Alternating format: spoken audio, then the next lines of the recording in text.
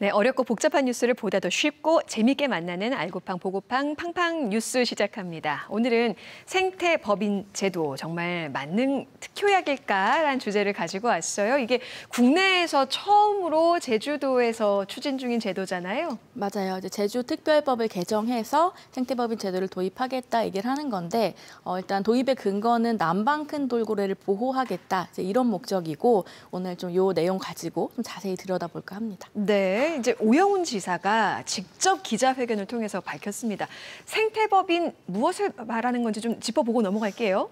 생태법인, 그러니까 법인이 들어가잖아요. 기업 법인을 좀 생각하시면 이해가 쉬울 것 같아요. 네. 기업 법인도 뭐 재단법인, 뭐 사단법인 이렇게 있고 기업의 이제 법인이라는 거는 법 인격을 부여한다 해서 법인이거든요. 그래서 만약에 기업이 부당한 어떤 기업 입장에서 부당한 일을 당했다. 예를 들면은 뭐 명예훼손이 됐다. 기업에 네. 이런 경우에 이제 기업 대신에 사람이 대신해서 소송을 제기를 할 수가 있잖아요. 네. 이게 성립이 되고 이게 다 법 인격이 부여되기 때문인데 이제 생태법인도 마찬가지예요. 이제 생태에 법 인격을 부여를 하겠다라는 거예요. 그래서 자연과 동식물한테 법 인격을 부여해서 법적인 권리 주체로 인정을 한다. 이게 이제 제도 도입의 가장 큰 뭐라고 해야 될까? 가장 큰 특징이라고 할 수 있어요. 네, 그렇군요. 그러니까 제주에는 이제 수많은 동식물이 서식하고 이 수많은 동식물들을 보호하기 위해서, 더 강화하기 위해서 이런 생태 법인을 만들겠다라는 뜻으로 들립니다.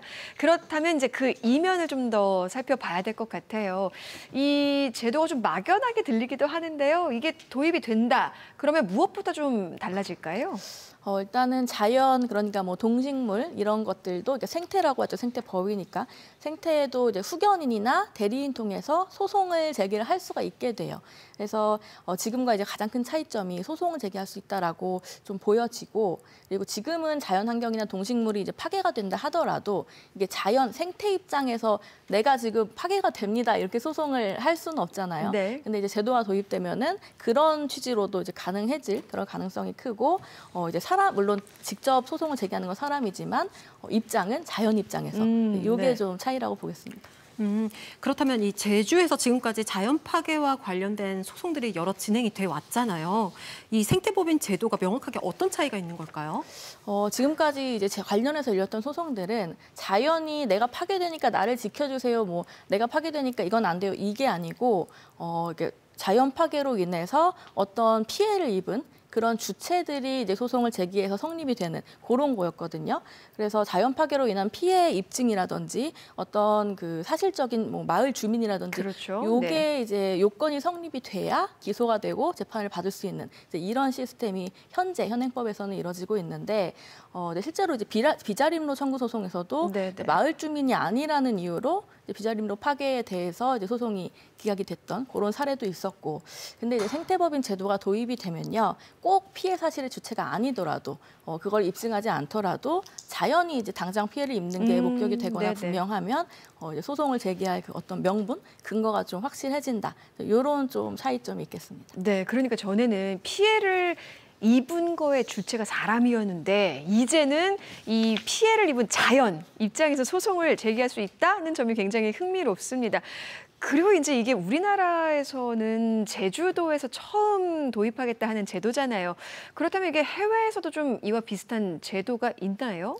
이게 막 엄청 많진 않아요. 근데 몇몇 나라가 조금 그런 움직임이 있었긴 하거든요. 그래서 뭐 예를 들면은 뉴질랜드인가 이제 서구권에서는 거의 뭐 최초로 이제 이 법인격을 생태에다가 부여를 했는데 2014년이랑 2017년에 각각 우레웨라산림 그리고 왕가우니강 여기에 이제 법인격을 부여했어요. 네. 그리고 스페인도 2022년에 석호 여기가 뭐 이제 날씨가 더워져서 이제 호수가 메마른다고 하는데 그래서 이제 법인격을 또 부여했고 한데 이게 우리가 좀 주목할 점은 어떤 한 나라의 생태 전체, 자연 전체에다가 법인격을 부여한 게 아니고 어떤 뭔가 한 가지 어떤 걸 보호하기 위해서 한정적으로 그 대상에다가 법인격을 네네. 부여했다. 이 점은 좀 알아야 될 것 같아요. 네, 그러니까 뭐 뉴질랜드나 스페인의 경우에도 전체 자연이 아니라 법인격을 부여한 대상이 딱 지정이 돼 있는데 제주도에서 추진 중인 생태법인도 이제 남방 큰 돌고래 보호를 목적으로 하는 것으로 알고 있어요, 맞죠? 맞아요. 이게 현실적으로 모든 자연에다 법인격을 부여할 수가 없죠, 사실. 왜냐하면 이렇게 치면 우리 동네 저기 저기 놀이터에 그 나무 가지치기를 거의 항상 하거든요. 네. 그럴 때 이 나무가 이제 아파한다라고 해서 이 소송을 제기할 수는 없으니까 이제 모든 자연에 하는 건 현실적으로 어렵고요. 그래서 말씀하신 대로 이제 제주도는 멸종위기종이니까 남방 큰 돌고래가 여기에 한정적으로 일단은 제도 도입을 해보겠다, 좀 이런 취지입니다. 멸종위기종 보호를 위해서 이 행정이 적극적으로 나선다는 게 참 의미가 있어 보이는데요.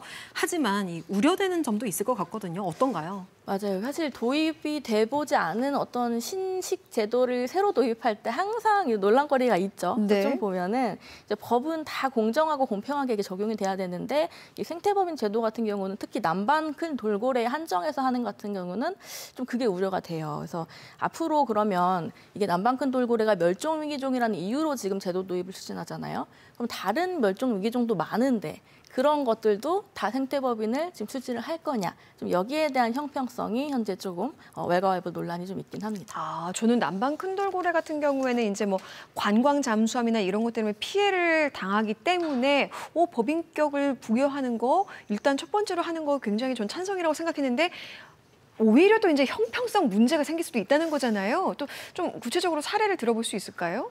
네, 실제로 이거는 이제 만약에 도입이 되면은 좀 제가 생각했을 때는 그 마을 주민 사이에서 이슈가 될 것 같은 사례가 네. 화북천 사례가 있어요. 화북천이 이제 끝자락에 기수갈고둥이라고 조그만 고둥이 이렇게 사는 서식지가 있는데 얘네가 이제 멸종위기종이거든요.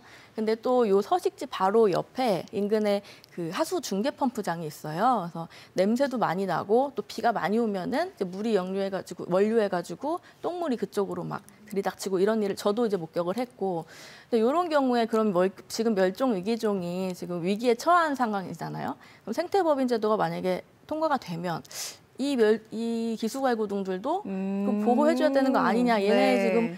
지금 소송 이거 제기할 거다 이런 분들이 분명히 있을 수도 있고, 네. 이런 입장에서 만약에 남방 큰 돌고래는 되고 기수갈고둥은 안 돼요라고 하면 네. 이게 또 형평성이 어긋나죠. 그러니까 남방 큰 돌고래에 법인격을 주는 것에 대해서 반대하는 게 아니라 왜 남방 큰 돌고래만 생태법인으로 인정이 되는 겁니까? 라는 형평성 논란이 제기될 수 있다라는 말씀이신 거잖아요. 그렇죠. 이게 뭐 자연 보호하겠다라는 목적은 참 좋지만 이게 그로 인해서 또 다른 어떤 지역 내 갈등이 있을 수는 있다. 이 점은 좀 행정도 인지를 해야 될 것 같고, 그리고 현실적으로 정말 자연 보호를 위해서 이거를 제도를 도입하겠다 하겠다면 이게 지금은 제주특별법 개정 통해서 하려고 하잖아요. 네.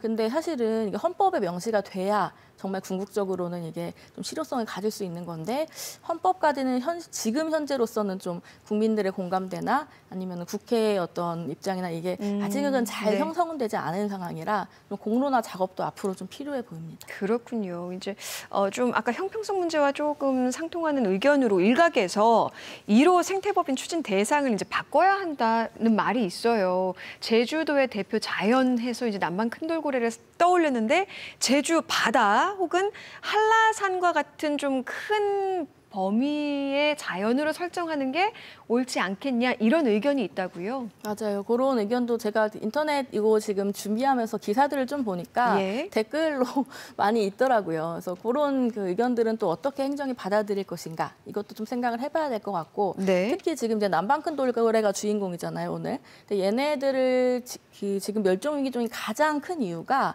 혼획 때문이라고 해요. 혼획. 예, 그러니까 큰 어망으로 다른 물고기를 잡기 위한 큰 어망인데 남방 큰 돌고래까지 얘네들이 잡혀서 죽는 거거든요. 근데 이거를 네. 막아야 되는 건데, 그러기 위해서는 이제 어망의 어떤 그 크기나 이 구멍의 크기나 이런 것들을 규제를 좀 제대로 해야 되는데 예. 이게 좀 제대로 안 되고 있고, 제가 또 해수부에 전화해서 좀 물어보니까 어민들의 좀 반발이, 그 규제를 강화하면 어민 반발이 좀 심해져서 해수부도 좀 눈치를 보는 그런 입장이라, 현실적으로 이거 얘네들을 정말 보호하려면은 이 혼획 금지, 어떤 규제 강화 이런 것들이 필요한데 이거는 안 하고 다른 식으로 지금 다른 제도를 생태법인이라는 걸 하려고 하는 거라서 과연 이 생태법인 제도만으로 이 아이들을 보호할 수 있을까? 이거는 조금 의문이기는 하죠. 그러니까 좀 정리를 해보자면 남방 큰 돌고래 보호가 목적인 이 생태법인 제도가 사실은 실효성을 장담할 수 있을까에는 좀 의문이 들기도 하고, 또 남방 큰 돌고래만 제주의 자연이냐, 우리도 보호해달라, 이런 형평성의 논란이 될 수 있는 여지도 있다. 좀 이렇게 정리해 볼 수 있을까요? 맞아요. 그리고 끝으로 하나 더 덧붙이자면 이거는 이제 찬반 논란으로 갈릴 만한 얘기인데요. AI, 그러니까 인공지능에도 법인격을 부여를 해야 하지 않느냐. 이런 좀 이슈가 또 대두될 수 있거든요. 근데 사실은 여기에 대해서는 아직은 좀 거부감을 갖는 시민분들이 더 많을 것 같아요. 근데 분명히 지금 예를 들면 인공지능이 정말 사람처럼 대화가 가능해진다든지 앞으로 기술 발전으로 정말 사람처럼 우리가 느낀다든지 이런 경우에는 또 이 문제가 좀 더 현실적으로 다가올 수 있어서 시청자분들도 한번 앞으로 대두될 이 문제들을 어떻게 좀 받아들여야 옳을까 한번 찬찬히 생각해 보시면 좋을 것 같습니다. 항상 그 김은혜 기자는 좀 작은 것에서 시작해서 제주의 문제 또 우리가 사회를 바라보는 시각까지도 다시 한번 살펴볼 수 있게 이렇게 화두를 던져주는데 생태법인 제도를 도입하겠다 발표는 이제 했지만 말씀하신 것처럼 아직까지도 공론화 과정도 거쳐야 하고요. 법 개정을 하는 과정도 필요하고요. 지금 넘어야 할 산이 꽤 있습니다. 앞으로 이 생태법인 제도 진짜 도입이 될 수 있을지 함께 지켜보고요. 무엇보다 사람과 자연 모두를 위한 또 다른 정책들도 계속해서 고민되고 또 마련되기를 기대해 보겠습니다. 오늘 소식은 여기까지 듣겠습니다. 두 분 말씀 고맙습니다.